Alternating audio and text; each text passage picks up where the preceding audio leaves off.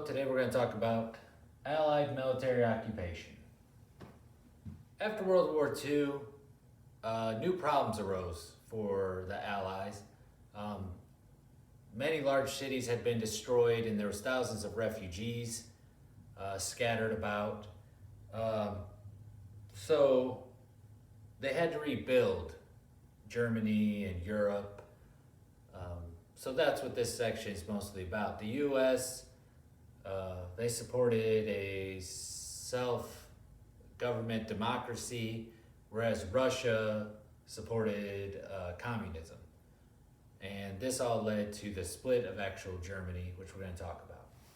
So in June 1945, the Allies split Germany into 4 military zones. The US, France, Great Britain, and Russia. They split it up. The capital of Germany was actually in the Russian territory, but they still split the capital up because it was the largest city. On August 1945, General MacArthur went into Japan with military occupation. He was well received because he treated the Japanese with respect. He let them keep their emperor, and his name was I'm gonna butcher this, Hirohito. I'm sorry, I probably butchered that, I'm sorry. And what that emperor did is he helped, through broadcasting, he helped Japan accept their defeat and just come to grips with what was happening. And he became a symbol of the state and a democratic monarch.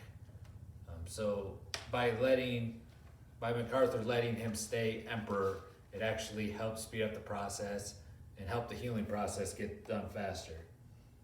They had 2 goals when they went into Japan. That was to disarm Japan and to teach the Japanese democratic self-government. Their emperor was sort of like a figurehead, but he became the democratic monarch because they wanted to give them or show them democracy. All right. After the war, there was also war criminal trials. So when the Allies found the Axis prison camps, they found mass atrocities. You've probably heard of them before. They treated their prisoners very, very poorly. They killed 6 million Jews, and these prison camps became known as the Holocaust, this whole thing. You've heard of the very popular ones. The Nazis also killed millions of other people, not just Jews. It wasn't like they were just killing Jews the entire time. They killed millions of other people just because they opposed Hitler. In the Japanese prison camps, they found prisoners had been starved and beaten. So they held a series of trials and the reason these trials were a big deal is because there were some high-level government officials in these trials too. They were in Nuremberg, Germany.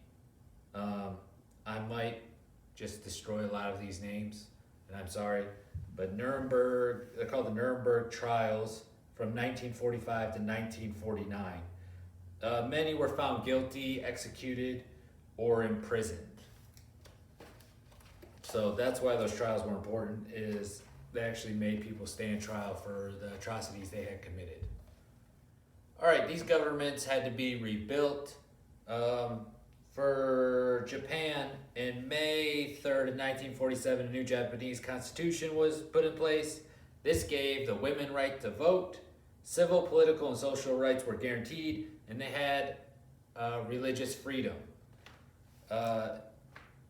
In Potsdam, Germany, in 1945, the Allies decided Germany would be democratic, and they started instituting the European Recovery Plan in April 1948. It's also called the Marshall Plan after the person it was made.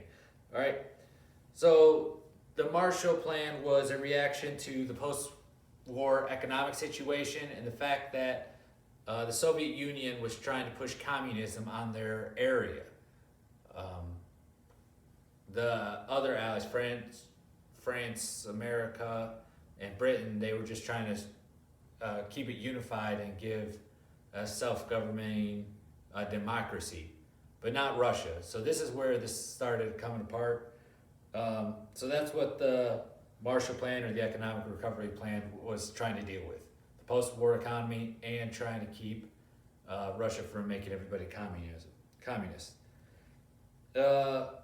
At this time, the Soviet Union stopped cooperating with the other allies and started pushing their communism quite a bit. So the Western Allies, the American, British, and French zones, they gave theirs back to Germany and called it the Federal Republic of Germany, which also became known as West Germany. Russia held on to theirs and made it a communist nation and actually split the nation in half to West and East Germany. And the Soviet Union was called the German Democratic Republic. East and West Germany rejoined each other in 1990.